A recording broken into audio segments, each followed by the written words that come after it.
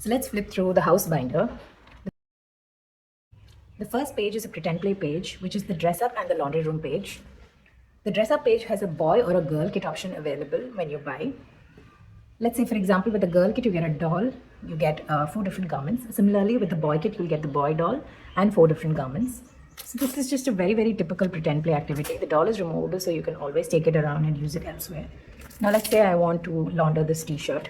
So you bring it to the next page, open the washing machine, take some soap, switch on the machine. And once it's done laundering, you bring it here to dry. And let's say you want to iron this pant, you can bring it here and pretend like you're ironing it. So that's how you play with this page. Pretty simple, the usual traditional pretend play.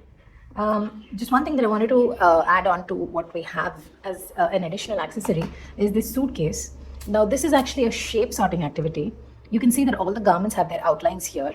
When you buy the suitcase, you'll automatically get the boy kit along with it. So other than the dolls, all the garments are your puzzle pieces. So you basically want to just, match the shapes here. So I'm going to put this.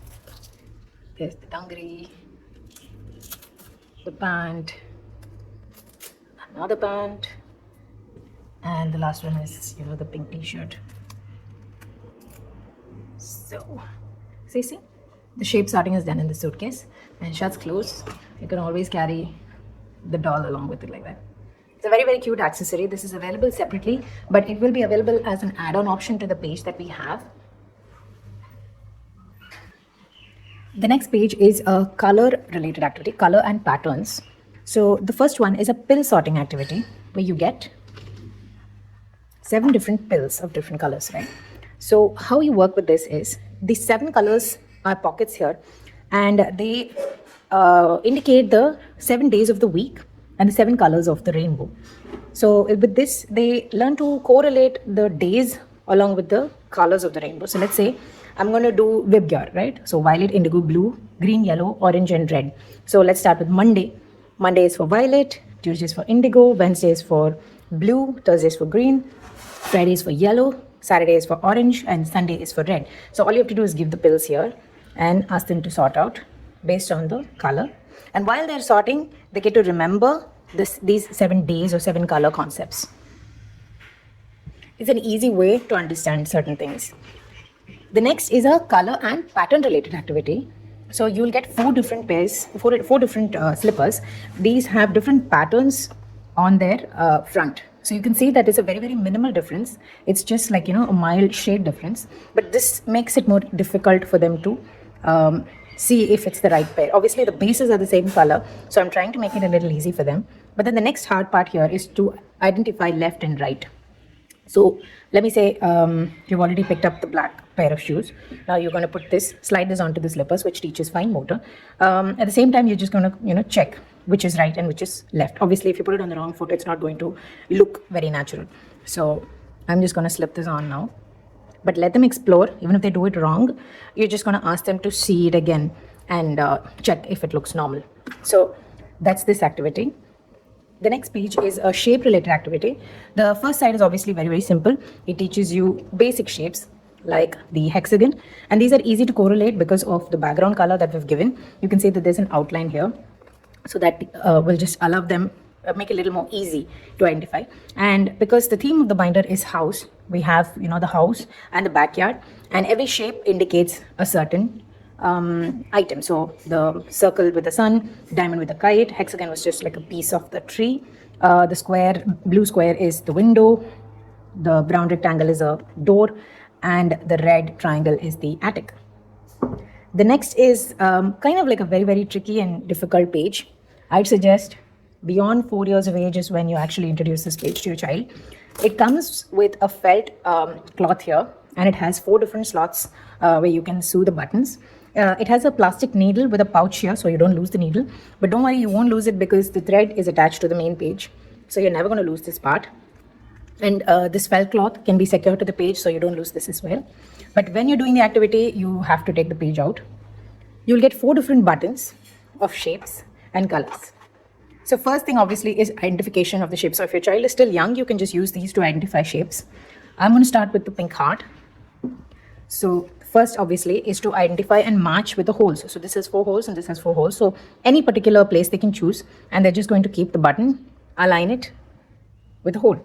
Then take your needle and teach them sewing. Let them just, hear out the concept from you, but let them do it on their own. Don't force them on any particular pattern. There's no specific way in which you have to sew it, right? So it doesn't really matter. So you see, you can do it any particular way. Now, I'm just going to quickly sew all the other buttons to give you an idea.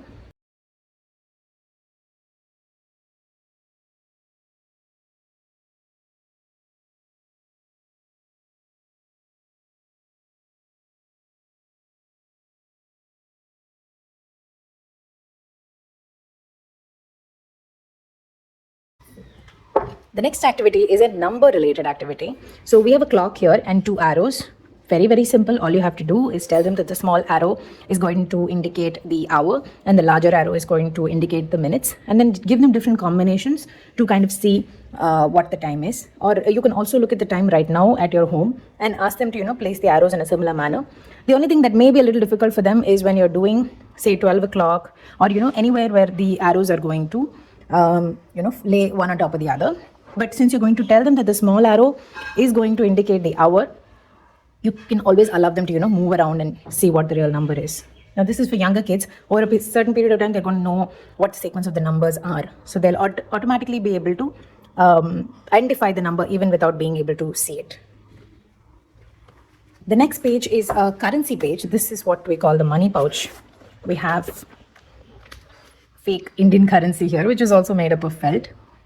So you'll have 2 20s, 2 10s, 150 and 100. This is actually a new updated page. This is what you'll get with the new page. Now this is basically breaking change. So first thing is understanding the denominations of the currency, right? So let's say you can break 100 with 150, 2 20s and a 10. But you have to start easy, right? So always begin with 120 makes 2 10s. Like that. So 150 can be 2 20s and a 10. That's how you start with the smaller numbers. Actually, this really works well with a pretend play activity. So if you have something that you want to buy from the child and you're dealing with currency, this would be really useful for them to understand how to deal with currency in reality, because they also look like real money. So you can teach them responsibility with currency. The next page is a puzzle page. Now this is also going to teach them grooming and self-discipline. So first thing is we have 2 shoes with laces, but these laces are removable. So this also means that you can teach them how to do the looping from the beginning. Now you're going to teach them the butterfly knot to tie their shoes. Many people have different ways of doing this, so I'm not really going to force anyone on a certain direction. You can teach them however you want. And when it comes to the looping, let them explore, let them do it the way they want. Just see if it finally comes to a butterfly knot at the end. And then later you can just ask them to explore, different ways of doing this. I'm just doing it really, really haphazard, don't mind.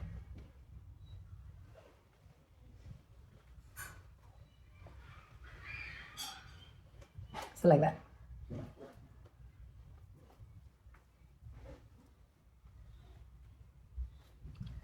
The next page is folding clothes. Again, grooming and self-discipline related activity. Also, this is a puzzle page. So we have 2 garments here. These are actually very suitable for a teddy that they have at home around this size. You're just going to teach the child how to fold their garments. I know it's a little early, but honestly, my son really enjoys this page because, he sees the mother doing it constantly. So obviously he feels like doing it as well. There's no particular way. Allow them to explore. Just, go over the lines, or maybe, give them a certain sense of direction of how to do this. I'm sure they'll pick up really quick. And obviously the last is the accessory pouch where you can keep all the extra parts. The binder shuts closed like this.